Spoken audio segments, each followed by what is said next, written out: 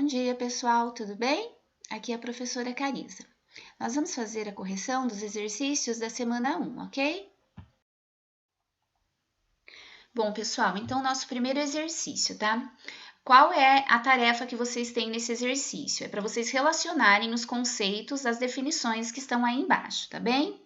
Então vamos para o nosso primeiro conceito, ácidos nucleicos. Lembrando que os ácidos nucleicos, eles são DNA e RNA, tá bem? Eles têm a função de controlar a atividade celular por meio da síntese de proteína, tá? Nosso segundo conceito, meiose. A meiose é uma divisão celular que produz células haploides a partir de células diploides, tá bem? Elas têm a função de formar células gaméticas reprodutivas. Terceiro conceito, mitose. A mitose, ela também é uma divisão celular, porém ela tem uma outra função. Ela executa a função de crescimento e regeneração dos tecidos. Nosso quarto conceito, mutação. As mutações, elas são alterações que ocorrem no nosso material genético, tá bem? E por fim, o último conceito, cromossomos. Os cromossomos, eles são formados por moléculas de DNA. E essas moléculas de DNA, elas se associam às proteínas. Então, cada molécula de DNA, ela vai se envolvendo com proteínas que têm uma denominação específica, que são as histonas, e aí acaba formando os cromossomos, tá bem? Pessoal, então agora o nosso segundo exercício. Olha o enunciado dele. Considere uma molécula de DNA sem qualquer mutação e que apresente 16% de bases nitrogenadas de citosina. Determine os percentuais de guanina e de timina encontrados nessa molécula, justificando suas respostas. Então, vamos relembrar um pouquinho, né? O que eu preciso saber para poder realizar esse exercício? Que a nossa molécula de DNA, ela é constituída de nucleotídeos. Esses nucleotídeos, eles são citosina, guanina, timina e adenina. E existe uma relação, né? As bases, elas se complementam. Então, por exemplo, a adenina, ela se liga à timina. A citosina se liga à guanina, tá bem? E se em uma fita de DNA eu tenho 16% de citosina, obrigatoriamente na outra fita eu preciso ter 16% de guanina, tá bem? Então, para a gente fazer esse exercício, é necessário lembrar isso daí, ok? Então, nesse exercício, ele diz que tem 16% de bases de citosina. Obrigatoriamente, eu também vou ter 16% de guanina. Somando 16 guaninas e 16 citosinas, eu terei 32% de bases do DNA. Aí, o que é necessário fazer? Pegar o total de bases que forma essa molécula de DNA, 100%, tirar 32%, e aí o que resta, que vai ser 68%, a gente divide igualmente entre adenina e timina. E se dividir 68 por 2, que são as duas bases que sobraram, adenina e timina, nós vamos ter 34% de adenina e 34% de timina. Tudo bem? Pessoal, vamos lá então para o nosso terceiro exercício. A realização desse exercício aí, ele é bem básico, né? Simples, porém ele é muito importante. É realmente para que cada um de vocês possa diagnosticar o que vocês já sabem sobre citologia, sobre reinos, sobre material genético e também sobre a hereditariedade, tá bem? Então, vamos para o nosso primeiro item. As células dos seres vivos do reino Monera são procariontes, ou seja, não têm membrana nuclear. Esse item ele é verdadeiro, ele está dizendo que os seres vivos que representam aí o reino Monera, eles apresentam uma célula sem carioteca. Quando ele diz membrana nuclear, ele está se referindo à carioteca. Então, isso é verdadeiro, tá? Nosso segundo item. Existem nas células estruturas chamadas organelas. Verdadeiro também. Terceiro item. O ribossomo é responsável pela respiração celular. Este item já é falso, porque os ribossomos, eles não realizam a respiração celular, eles realizam a síntese de proteína. a estrutura que é responsável para fazer essa respiração celular vem a ser a mitocôndria, tá? Nosso quarto item, material genético nunca sofre mudanças. É falso também, porque o material genético sofre mudanças. O que está implícito aí nessa palavra mudanças? Mutações, né? Então, o material genético ele sofre sim mutação, tá? E o nosso quinto item, hereditariedade é a transmissão de características hereditárias de pais para filhos ao longo de gerações. Verdadeira, tá bem? Vamos para o nosso quarto exercício. Dentre as organelas citoplasmáticas, podemos citar os ribossomos, os centríolos e as mitocôndrias.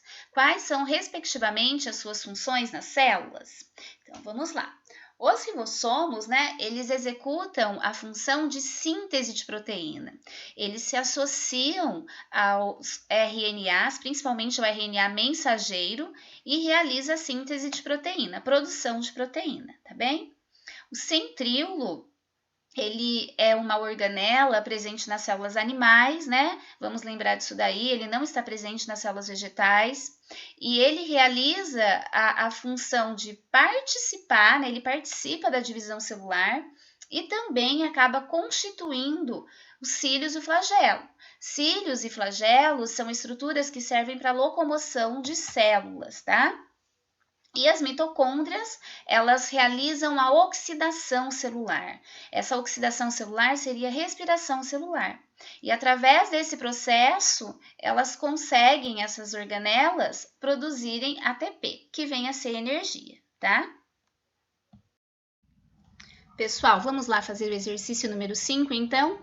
Bom, nesse exercício, eu quero que vocês percebam a intencionalidade que ele tem, tá? Que é para o aluno realmente exercer toda a sabedoria que ele tem em relação às divisões, mitose e meiose, tá bem? Então, saber diferenciar mitose e meiose é, assim, essencial para se fazer uma prova de vestibular, um Enem, e também para que se possa compreender os outros assuntos que iremos estudar dentro da biologia, ok? Bom, se vocês observarem esse esquema 1, ele está representando uma mitose. Como que é possível diagnosticar aí que é a mitose nesse esquema 1? Porque eu tenho uma célula mãe e no final do processo, essa célula mãe vai formar duas células filhas. E se vocês observarem, o número de cromossomos não foi alterado. Então, isso representa a mitose, tá? Porque ela é uma divisão celular em que não se altera o número de cromossomos, tá bem? E no final do processo, a gente vai ter duas células filhas. No segundo esquema, nós temos a meiose. Como que dá para perceber que é meiose sem estar sendo referido aqui em cima, né? Porque eu tenho uma célula mãe que ela passa por um processo biológico e aí ela vai formar duas células filhas, que se vocês perceberem, já existe aí um número reduzido de cromossomos, tá? Porque a minha célula mãe tinha 2 cromossomos e essas minhas duas células filhas já tem a metade do número de cromossomos, ok? E aí, no finalzinho do processo, eu vou ter 4 células filhas com um cromossomo em cada uma. Ou seja, a meiose, ela se evidencia por esse motivo, ou uma célula mãe que vai formar 4 células filhas com a metade do número de cromossomos, tá bem? A outra diferença entre mitose e meiose, tá? Que também dá para ser citada aí, é que a mitose ocorre em células somáticas para o crescimento e regeneração de tecidos. Já a meiose, ela ocorre em células gaméticas, em células reprodutivas. Pessoal, vamos fazer o exercício número 6? Prestem bastante atenção no enunciado do exercício. Um gene constituído de 1000 pares de base. Destes 1000 pares de base, 200 correspondem à adenina. Qual a quantidade de cada uma das bases nitrogenadas nesse gene? Justifique sua resposta apresentando os cálculos realizados na resolução deste item. Então, novamente, nós vamos falar da molécula do DNA, tá? Que constitui cromossomos e nós sabemos que o gene nada mais é que um segmento de DNA, tá bem? Então, o que a gente já sabe do DNA? que ele é um polímero de nucleotídeos formado por adenina, citosina, guanina e timina, tá? Então, novamente, vai falar da questão da obrigatoriedade da complementação das bases nitrogenadas na molécula do DNA, tá bem? Então, o que tem que ser feito aqui para a gente descobrir qual é a quantidade de cada uma dessas bases nesse gene? Então, primeiro de tudo, vocês precisam ficar atentos para a situação que eu grifei aqui no exercício. Então, eu coloquei pares de base. Então, são 1000 pares de base. Então, o que é necessário fazer? 1000 vezes 2, tá bem? Porque são pares. Então, quando eu faço 1000 vezes 2, eu consigo 2000 bases. O que eu já tenho de informação no exercício? Que dessas 2000 bases, 200 corresponde à adenina. Bom, se eu tenho 200 adeninas, obrigatoriamente eu também tenho 200 timinas. Então, se eu somar minhas adeninas com as minhas timinas, eu vou ter 400 bases. Aí fica fácil, né? Desses 2000 pares de bases, eu vou subtrair 400 e vai sobrar para mim 1.600 bases. O que eu faço com meus 1.600 bases que sobrou? Com essas 1.600 bases que sobraram, eu vou dividir por 2. Por que dividir por 2? Porque são as outras duas bases nitrogenadas que fazem parte da composição do DNA. Então, eu vou dividir por citosina e guanina. Quando eu divido 1.600 por 2, eu consigo 800. 800 citosina e 800 guaninas, ok? Bom, então, pessoal, aí a gente encerra essa pequena lista de exercício, tá? Que era realmente para que vocês revisassem e se lembrassem aí do que nós estudamos nos módulos anteriores. E espero que vocês estejam bem. Estou com saudade de vocês, tá bem? E até a próxima semana. Tchau!